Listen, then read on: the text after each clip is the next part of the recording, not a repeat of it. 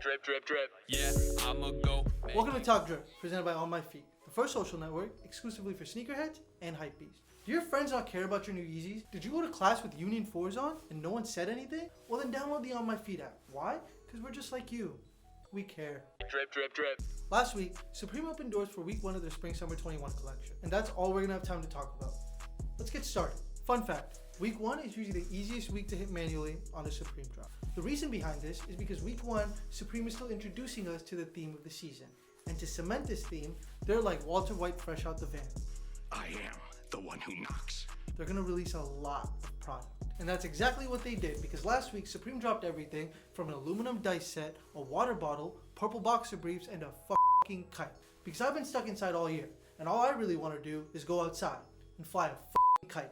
There was also a lot of clothes, hats, bags, beanies, skateboard decks, but what stood out the most, or what should have stood out the most, was a collaboration between Supreme and the artist KAWS for a...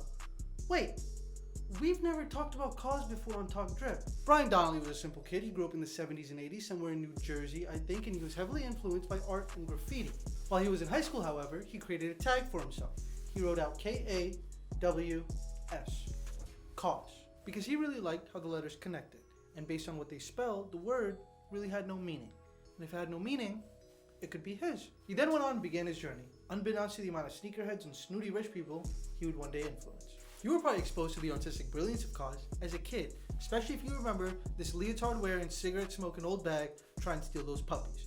Or if you remember this dripped out little son of a bitch. What I'm trying to say is, early in his career, KAWS was a background painter for 101 Dalmatians, Doug, as well as a few other noteworthy projects. So, let's fast forward a few years. The man went to Japan, moved to New York, dabbled more in animation, definitely more in graffiti, but he ultimately became known for the abstract style and his artwork. Whether it be through the loud colors, complex shapes, deconstructed characters, or those XIs that we all love, if you know contemporary art, then you know KAWS. However, the reason he's cemented in hypebeast culture is of course because of his vinyl toys, acrylic paintings, and sculptures. He's known for all of that, but also because of his collaboration with fashion houses, sneaker brands, and of course, streetwear companies.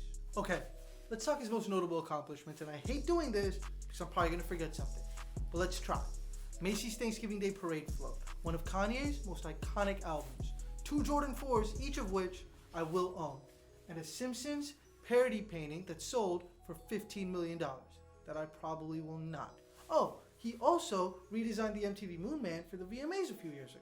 But doesn't that seem insignificant compared to everything else? Supreme first tapped KAWS for a collaboration 19-20 years ago. That's when he first gave us the chalk logo. I was about 7 or 8 then, and I don't think an adolescent Pete would have liked it that much either. They also re-released the chalk logo about 10 years ago in 2011. Then, last week, they released it for the 3rd time. They probably should have did something new, but VF probably didn't want to dish out the dough.